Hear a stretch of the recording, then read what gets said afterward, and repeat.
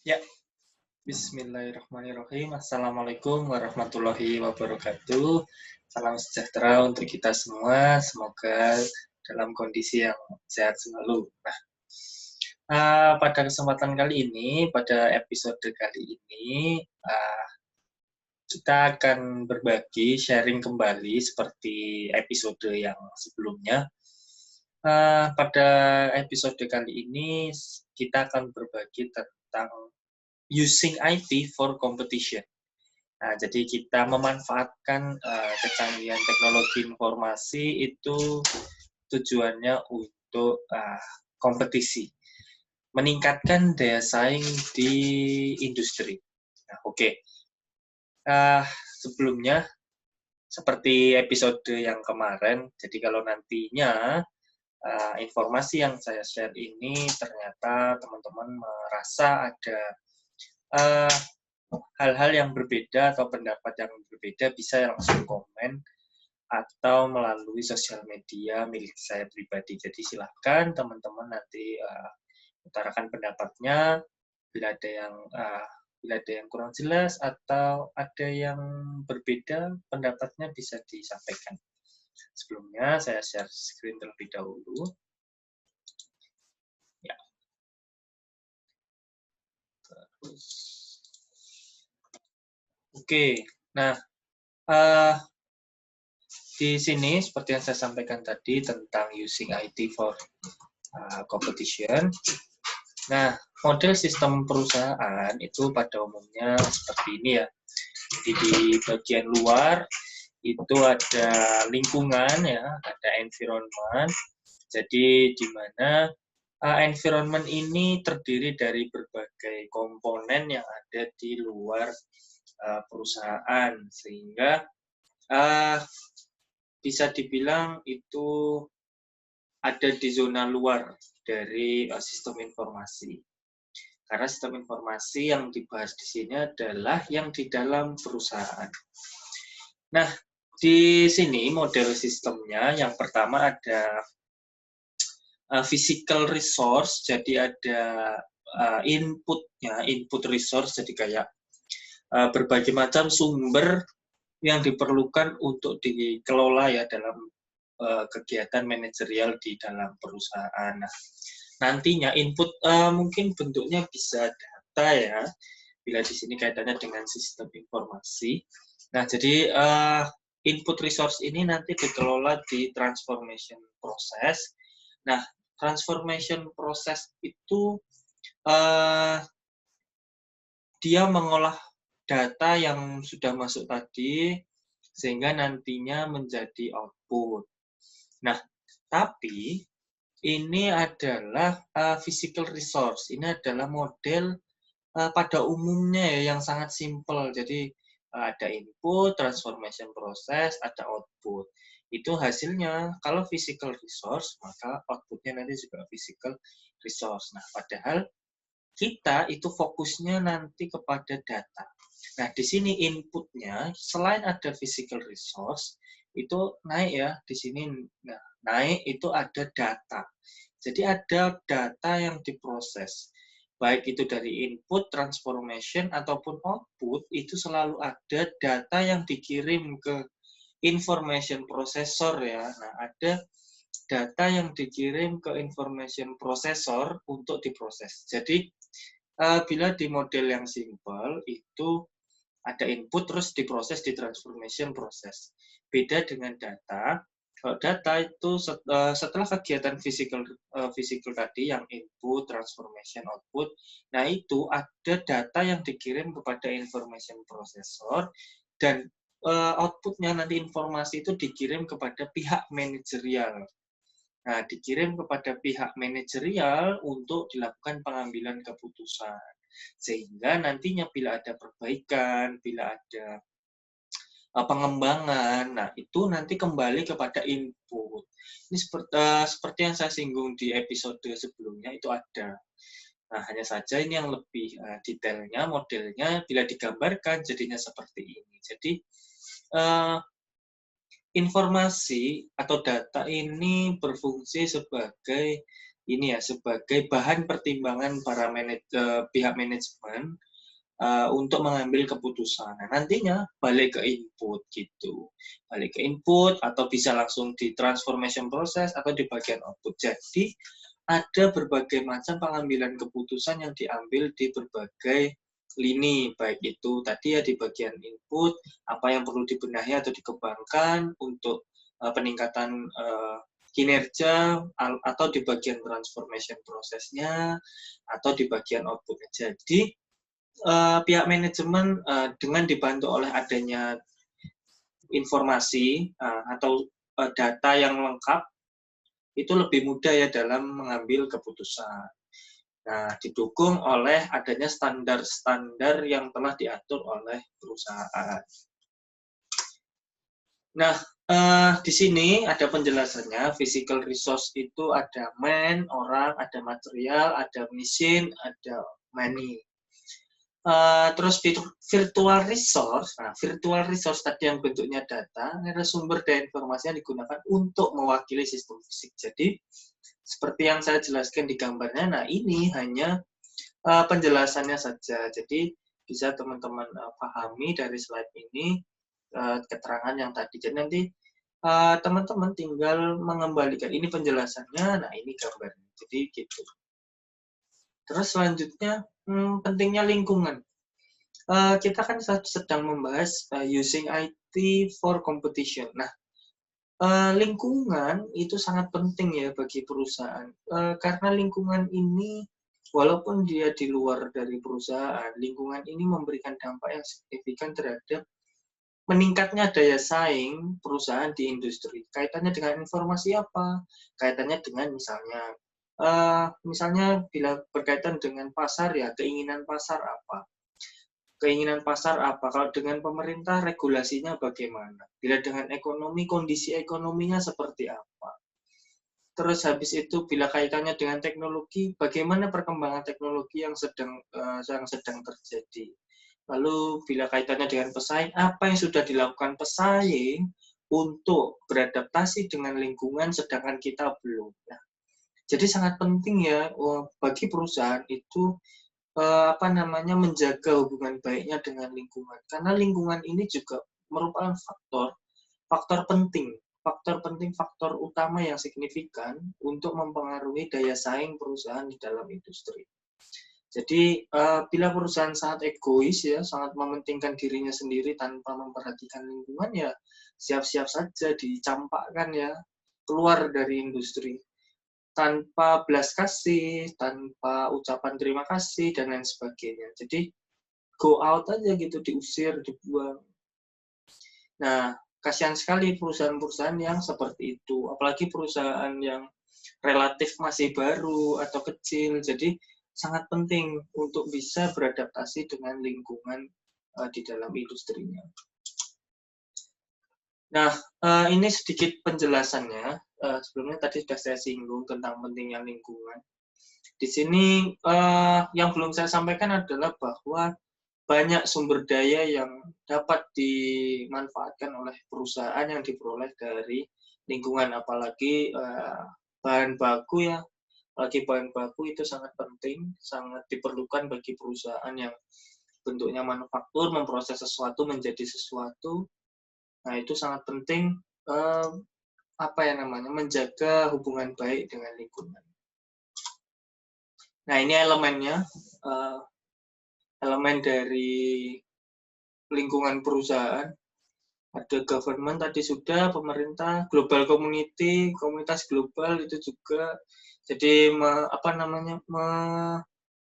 mempengaruhi bagaimana kondisi di ekonomi global tadi seperti yang saya sampaikan. Customers jelas, kompetitor jelas, stakeholder ya, or ownersnya pasti ya, karena mereka yang menanamkan sahamnya guna membantu perusahaan untuk tetap hidup, tetap eksis di dalam industri, labor unions, terus supplier, financial community. Nah, jadi ada 8 elemen lingkungan perusahaan yang seperti disampaikan di episode sebelumnya. Jadi ini hanya memflashback saja Hanya saja yang dibahas adalah pentingnya seperti apa.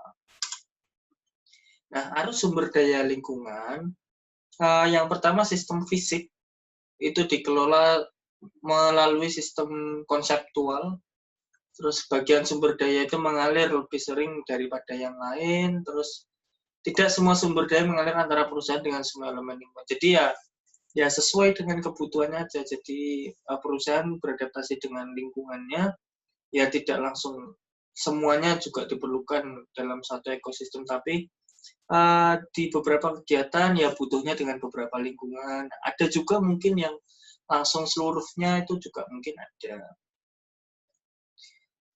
Jadi saling memiliki hubungan timbal balik sajalah, simbiosis mutualisme antara perusahaan dengan lingkungan. Bahkan masuk kan kompetitor di dalam lingkungan dari perusahaan. Jadi yang biasanya sebutannya kompetitor itu isinya pesaing, berantem, rebutan pelanggan dan lain sebagainya. Bisa jadi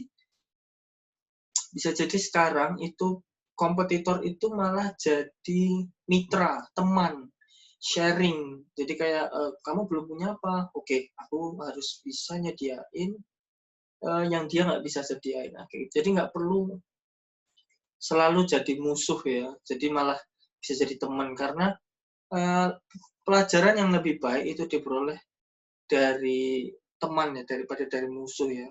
Daripada jadi musuh, mending jadikan teman, lebih enak, saling memberi masukan. Karena ya memang pelanggan itu seleranya macam-macam ya, tidak bisa dipaksakan harus di satu merek. Hanya saja diusahakan untuk loyal. Bukan berarti kita bisa memaksakan bahwa pelanggan itu harus loyal terhadap satu merek misalnya. Nah, ini lanjutan dari berbagai macam arus sumber daya lingkungannya. Ini arus uang dan informasi dari pelanggan, arus barang dan jasa, dan lain sebagainya. Jadi, ini arus sumber daya lingkungan terhadap perusahaannya, jadi saling timbal balik hubungannya seperti apa. Nah, itu dijelasin di sini.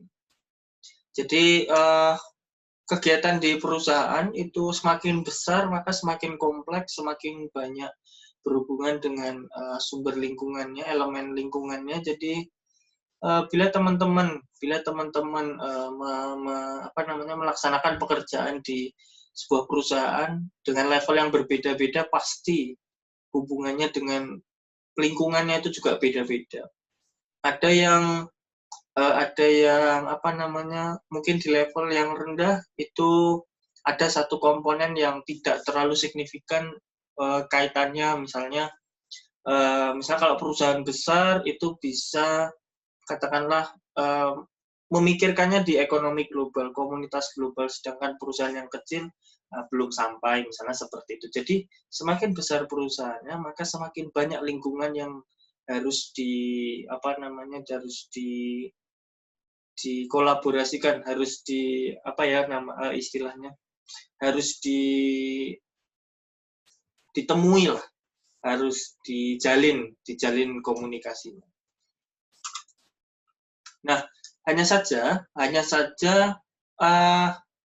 semua itu dengan adanya perkembangan teknologi ya, semua itu bisa diakses dengan mudah.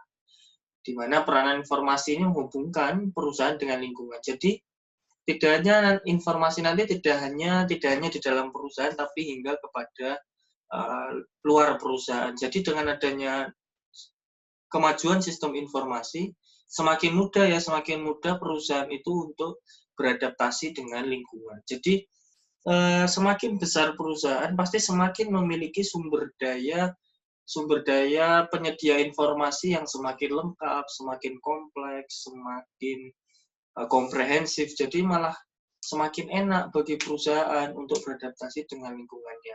Outputnya apa? Dengan semakin mudahnya perusahaan itu beradaptasi dengan lingkungan, maka semakin mudah, semakin lebar jalan perusahaan untuk meningkatkan daya saingnya di dalam industri.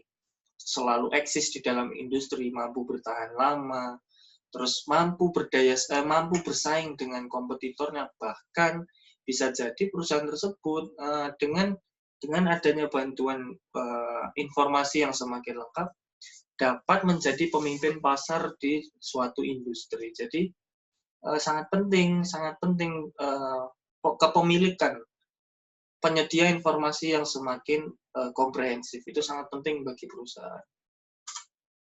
Nah, supply chain management, jadi manajemen rantai pasok ya, pertama dari bahan baku, terus ke supplier, terus ke perusahaan, didistribusikan ke customer. Nah, di sini ada agen ya, sebenarnya ada agen. Nah, jadi adanya supply chain management itu memfasilitasi ya sebuah model yang memfasilitasi bagaimana dari bahan baku itu hingga tersampaikan ke konsumen menjadi suatu produk. Nah, itu fungsinya supply chain management. Di mana peranan informasi atau peranan data. Di sini sangat penting ya peranan informasi kaitannya dengan bagaimana mengelola dari bahan baku hingga menjadi produk jadi ke konsumer atau konsumen itu dengan kualitas yang terbaik. Maka dari itu sangat penting adanya peranan sistem informasi. Di sini informasi terkait bahan baku yang terbaik, harga yang termurah, jarak tempuh, lalu bagaimana supaya produk itu tidak cacat. Nah, itu sangat dibutuhkan peranan sistem informasi yang baik supaya yaitu tadi sistem rantai pasok atau manajemen rantai pasoknya dikelola dengan maksimal sehingga terjadi kesalahannya itu ya minimalis saja, tidak yang sampai fatal. Nah, ini ada berbagai macam aktivitas supply chain management. Seperti tadi saya singgung, kegiatan yang ada di supply chain management di sini selain yang tadi ada pertama meramalkan permintaan. Nah, bahkan permintaan pun berapa yang diinginkan oleh pasar itu bisa direncanakan berdasarkan ya tadi adanya kecanggihan sistem informasi sehingga informasi yang up to date itu perusahaan punya, maka semakin besar perusahaan pasti informasi yang diperoleh juga semakin up to date. Nah, jadwal produksi itu juga bisa disusun dengan mudah, menyiapkan jaringan transportasi, dan lain sebagainya. Nah, dengan adanya sistem informasi yang semakin canggih, segala aktivitas supply chain management itu dapat dilaksanakan dengan lebih mudah ya daripada yang sebelumnya konvensional. Sehingga ya sama, terminimalisirlah cost, biaya-biaya yang harus dikeluarkan selama kegiatan. Terus yang kedua tadi terminimalisir juga kesalahan-kesalahan dalam produksi. Terus yang ketiga kemudahan perusahaan untuk kemudahan perusahaan untuk memperoleh produk yang berkualitas. Yang keempat tadi waktu yang dibutuhkan itu menjadi lebih singkat. Nah, ini yang seperti yang episode sebelumnya, Enterprise Resource Planning, di sini pengelolaan sumber daya usaha secara terintegrasi melalui sistem. Episode sebelumnya sebenarnya sudah saya singgung, jadi sistem informasi sebenarnya di sini juga sama. Dengan adanya sistem informasi yang canggih, itu sebenarnya segala kegiatan perusahaan menjadi lebih mudah. Seperti saya sampaikan di episode sebelumnya juga bahwa bisa jadi ya gitu dengan adanya sistem informasi banyak kegiatan yang dilakukan oleh manusia akan tergantikan bila semakin canggihnya teknologi kayak pembayaran, kayak pemasaran. Bisa jadi nggak butuh orang lagi, nggak butuh tenaga pemasar, langsung aja lewat elektronik, dikelola langsung dari pusat, dari kantor, jadi tidak perlu orang. Nah, kayak gitu. Penyusunan tugas, terus perencanaan hingga controlling project itu nggak perlu orang lagi, jadi langsung by system gitu. Tinggal pihak manajemen checking kita perencanaan kurang apa. Nah, itu nanti dari sistem informasi yang otomatis membantu mereka. Nah, apa keunggulan kompetitifnya bila sebuah perusahaan itu memiliki sistem informasi yang canggih? Di bidang komputer, keunggulan kompetitifnya mengacu pada penggunaan informasi yang mendapatkan leverage di pasaran. Yang kedua, idenya perusahaan tidak harus sepenuhnya mengandalkan sumber daya fisik tadi ya. Jadi bisa jadi persaingan ini kuncinya ada di data informasi yang dimiliki oleh perusahaan, bukan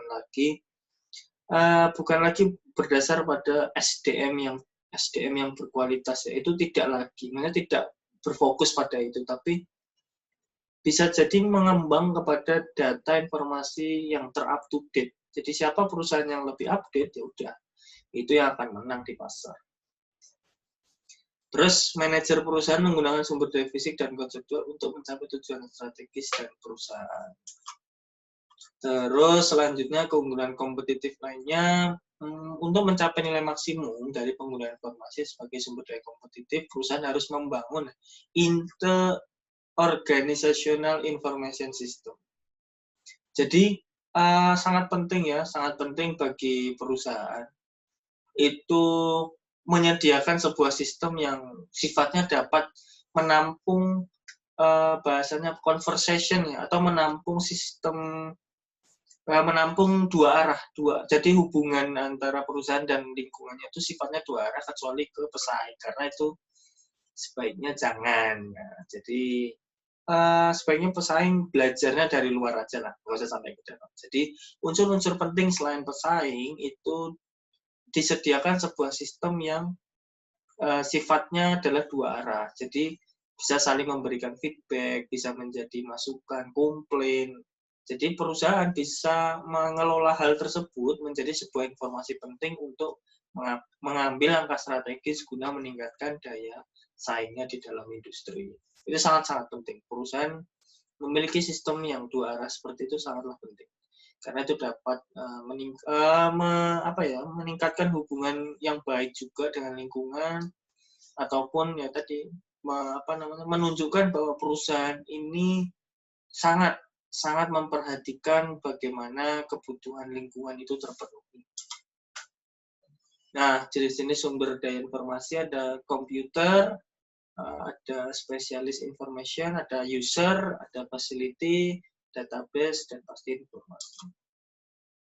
Nah, ini modelnya tadi yang IIS dan IIS tadi ya. Ini bentuk modelnya supaya supaya dapat terjadi dua arah informasi antara perusahaan dengan lingkungannya. Nah, itu yang panahnya hijau, putus-putus itu namanya information flow. Jadi adanya adanya ini penyampaian informasinya dua arah ya. Jadi grafiknya itu bukan grafik, jalannya ya, jalan hubungannya itu dua arah. Terus yang garisnya hitam itu namanya goods flow. Nah, jadi itu hanya satu arah saja, tidak tidak dua arah. Jadi untuk membedakan dikasih putus-putus dan dua arah sama satu arah. Jadi di sini peranan dari sistem yang dibangun tadi, selain ke pesaing tadi, itu sifatnya dua arah. Arusnya ya, arus. Nah, arusnya ya dua arah dan satu arah. Jadi ini sangat penting dimiliki oleh perusahaan. Tapi biasanya perusahaan besar ya yang punya ini. Karena perusahaan yang besar memiliki sumber daya yang lebih lengkap juga, sehingga dapat memenuhi terjadinya model ini. Gitu. Jadi ya semakin besar ya. Jadi kalau misalnya masih kecil ya semaksimal mungkin lah mampu mencapai model kayak gini juga. Tapi bila belum mampu ya maka berkembanglah, perusahaannya berusaha untuk dikembangkan supaya nantinya bisa selengkap ini model. Nah, di sini ada value chain. Nah, di sini ada perusahaan infrastruktur dari perusahaan ya. Ada human resource, ada teknologi development, ada procurement. Terus itu support activity ya, tapi ya untuk primary activity-nya ada inbound logistik, ada operasional, outbound logistik, marketing and sales, sama service. Jadi di dalam suatu perusahaan itu ada aktivitas yang utama, ada juga yang support ya. Jadi pendukungnya. Jadi yang utama pasti jelas ya, kaitannya dengan manufaktur, kaitannya dengan apa kegiatan operasional, kegiatan produksi. Nah, itu pasti kegiatan utama dari sebuah perusahaan. Jadi data-data yang atau informasi yang digunakan untuk melaksanakan kegiatan operasional atau kegiatan produksi itu pasti kegiatan utamanya dalam membentuk value chain. Sedangkan support activity-nya itu adanya infrastruktur, adanya human resource management, teknologi development, dan procurement itu sebagai support activities. Walaupun sebenarnya support activities ini tidak bisa dikesampingkan ya, namun harus saling melengkapi antara primary dan supportnya supaya perusahaan ini memiliki value chain yang semakin baik. Nah, ini sumbernya ada di Bapak Michael Porter model ini ya. Nah, value chain itu alat yang digunakan untuk mengidentifikasi cara-cara bagaimana perusahaan itu semakin mengenal pelanggan, semakin mengetahui apa yang diinginkan pelanggan, sehingga lebih mudah untuk nantinya mencapai nilai pelanggan yang diharapkan. Lalu setiap perusahaan itu merupakan kumpulan dari kegiatan yang dilakukan untuk. Nah, nih dari perusahaan itu adalah sebuah kumpulan ya dari kegiatan mulai dari merancang hingga ya tadi sampai mendistribusikan. Jadi udah sampai akhir. Nah, itu ini hanya intermezzo saja, sedikit informasi gitu. Nah, value chain mengidentifikasi ada 9 kegiatan yang relevan secara strategis untuk menciptakan nilai dan biaya di dalam bisnis tertentu. Value system, nah di sini ada value system. Jadi di dalam kegiatan produksi mulai dari supplier hingga ke buyer atau ke konsumen, nah ini ada sebuah sistem nilai atau value chain yang terbangun. Yang pertama di tempatnya supplier, yang kedua di perusahaan, yang ketiga ada di channel ini distributor-distributornya, yang keempat hingga kepada konsumennya atau buyer. Nah, value system ini adalah sebuah jaringan yang terdiri dari perusahaan, pemasok, distributor, dan pelanggan yang saling bermitra untuk meningkatkan kinerja sistem. Jadi, mereka ini sebenarnya sebuah sistem itu yang sudah terbentuk nih. Namun di setiap spot itu memiliki value system masing-masing, mulai dari supplier tadi sampai ke pelanggan. Supaya kinerja sistem ini dapat terus berlaku dan itu bahasanya apa ya, paten gitu ya, dan itu semakin baik. Jadi mulai dari supplier itu tidak hanya mengirimkan bahan baku sesuka hati gitu, tapi yang benar-benar marketable dan sesuai dengan apa yang diharapkan oleh para pelanggan. Perusahaan pun juga mengelolanya supaya bagaimana supaya produk yang diinginkan itu sesuai dengan yang diharapkan oleh pelanggan.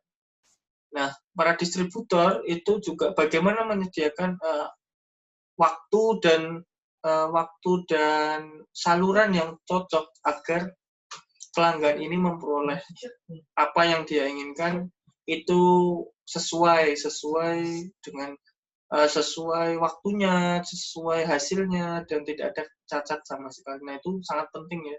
Contohnya di sini nih. Ini dari bahan baku ya, dia diorder, jadi yang ke kanan yang delivery itu berarti dia mengirimkan terus balik lagi ke order.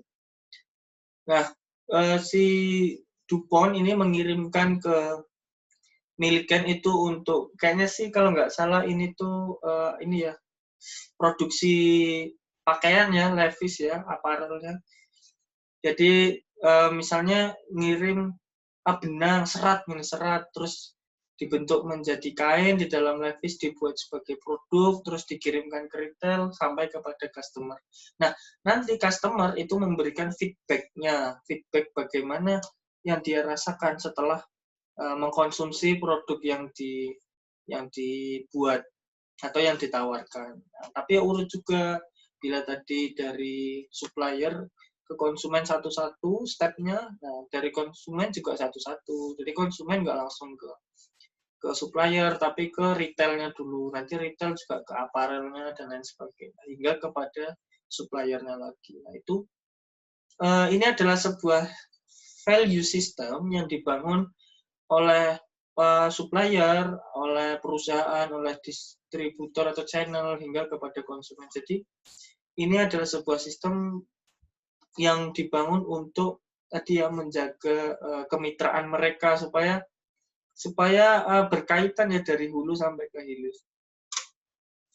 Nah, di sini ada contoh lain, kayak contohnya kalau teman-teman suka mie ya, mie instan. Nah, di sini jelas dari Bogasari itu ngirimkan tepung, terus sama Indofood itu dikelola, dibuat bahan mie-mian. Nah, terus di Indomie dibuat jadi kemasan, hingga dibuat sampai ada kemasannya, terus dijual ke Indomaret sebagai channelnya atau distributornya hingga kepada konsumen. Bahkan ini yang bertahan sampai sekarang ya.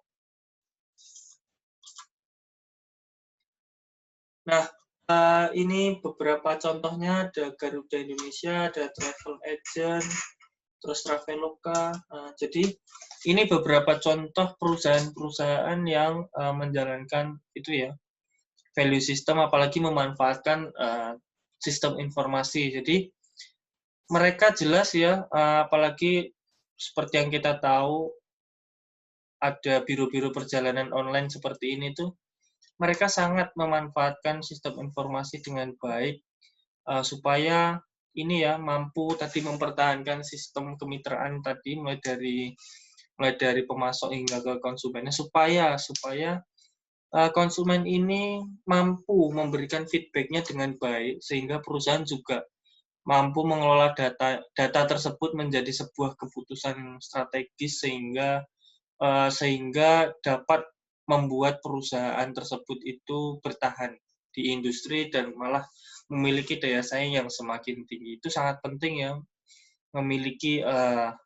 sebuah sistem yang sangat komprehensif yang dapat memberikan kepuasan ya, rasa nyaman, rasa senang mulai dari hulu sampai hilir. Jadi perusahaan ini mampu memberikan rasa bahagia kepada para suppliernya dan para konsumennya. Jadi ini sangat baik ya untuk dilakukan, apalagi dengan memanfaatkan kecanggihan teknologi, jadi semakin mudah memperoleh data atau informasi ataupun feedback yang dibutuhkan. Ya, mungkin itu saja yang dapat saya sampaikan atau saya bagi tentang using IT for competition. Jadi bagaimana perusahaan itu benar-benar memanfaatkan kecanggihan teknologi atau memanfaatkan teknologi informasi itu sebagai bagian dari support system untuk bersaing di dalam industri. Jadi semakin baik perusahaan memanfaatkan teknologinya, maka hasil yang diperoleh juga akan semakin baik. Oke, mungkin begitu saja. Terima kasih sudah menikmati sharing session pada episode kali ini. Sampai bertemu di episode selanjutnya. Bila ada kurangnya mohon maaf. Wabillahi taufiq wal hidayah. Wassalamualaikum warahmatullahi wabarakatuh.